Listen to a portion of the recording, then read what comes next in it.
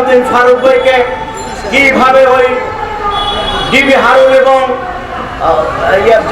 বিপ্লব যেইভাবে নির্যাতন করেছে হত্যার উদ্দেশ্যে, আল্লাহ রাব্বুল আলামিনের কাছে শুকরিয়া আদায় করছি।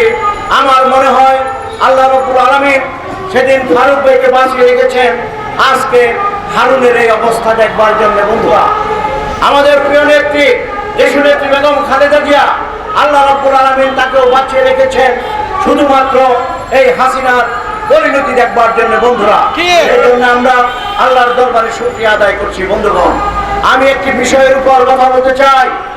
আজকে কিছু কিছু মানুষ কথা বলা শুরু করেছেন, এক স্বৈরাচারকে হটিয়ে আরেক স্বৈরাচার। এই কথার অর্থ কি? কথা পরিষ্কার করে বলেন।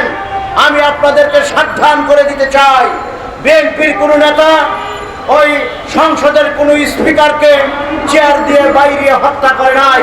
বিএনপির কোন নেতা জাতীয় সংসদে দাঁড়িয়ে বলে নাই কোথায় আজকে সিরাজ শিকদার। বিএনপির ক্ষমতায় আসার পরও কোন গণহত্যা হয় নাই। বিএনপি এই দেশের সুশাসন প্রতিষ্ঠা করেছিল। বন্ধুরা, আওয়ামী লীগের ছাত্রলীগের ওই জাহাঙ্গীরনগর বিশ্ববিদ্যালয়ে ছাত্রীদের দর্শন করে দর্শনের সেঞ্চুরি পালন করেছে, যা বিএনপির কোন অঙ্গ সংগঠন করে নাই। বন্ধুরা, এরা গণহত্যা করেছে, যা বিএনপি করে নাই।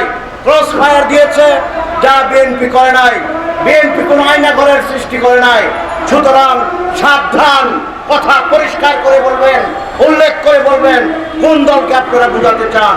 আপনি যাই হন না কেন, আমরা কিন্তু তাকে ছাড় দিব না। বন্ধুরা, এই দল বীর মুক্তিযোদ্ধা শহীদ রাষ্ট্রপতি জিয়াউর রহমান, যিনি স্বাধীনতার ঘোষণা দিয়েছিলেন, তার প্রতিষ্ঠিত দল। এই দলের কোন নেতা মানুষকে বিপদে ফেলে যুদ্ধকালীন সময়ে পালিয়ে বিদেশে যায় নাই। আন্দোলন সংগ্রামের সময় 25শে মার্চ রাত্রে শেখ মুজিব যেইভাবে পলায়ন করে সেই পাকিস্তানে অবস্থান করেছিল, বিএনপি তো এরকম কেউ করে নাই। এই শেখ হাসিনা, আপনারা জনাব শফিক রহমানের বক্তব্য থেকে শুনেছেন, এই শেখ হাসিনা 4 বার পালিয়েছে। এই জন্য তার বাবাকে দেওয়া হয়েছে পলানোতে বীর উত্তম, আর শেখ হাসিনাকে দেওয়া হয়েছে পলানোর ক্ষেত্রে তারও একটা দিয়েছে যে বীর বিক্রম। তাই বন্ধুরা আমার, যারা এদেশের মানুষকে অরক্ষিত রেখে নিজের প্রাণ বাঁচিয়ে পালিয়ে যেতে পারে, তারা কখনো তাদের মধ্যে দেশপ্রেম থাকতে পারে না। আজকে বিএনপি কোন নেতা কোন নেত্রী আন্দোলন সংগ্রাম বা কোনো বিপদ অবস্থা দেখে আমাদের কাছ থেকে কেউ দৌড়ে পালিয়ে যায় নাই। বন্ধুরা, আমরা রাজপথে আন্দোলন করেছি এই স্বৈরাচারকে হটানোর জন্য।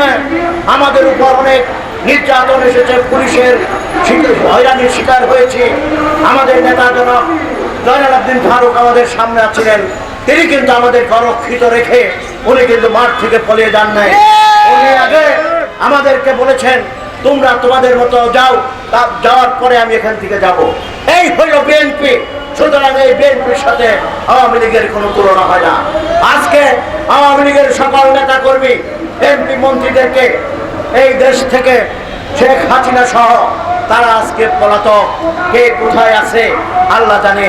নেতা কর্মীদেরকে এইভাবে বিপদের সম্মুখীন করে, এইভাবে তুপের মুখে রেখে যারা পলায়ন করে, তারা নেতৃত্ব দেওয়ার অধিকার রাখে না। বন্ধুরা, আজকে তাই বলতে চাই, আমাদেরকে ঐক্যবদ্ধ হতে হবে। অনতি বিলম্বে এই সংস্কার কাজগুলো সম্পন্ন করে আমাদের একটি গণতান্ত্রিক সরকার প্রতিষ্ঠার জন্য অবাধ নিরপেক্ষ নির্বাচনের দিকে যেতে হবে। বন্ধুরা, আমরা চাই এই মানুষের জনগণের ভোটের প্রতিফলন ঘটবে।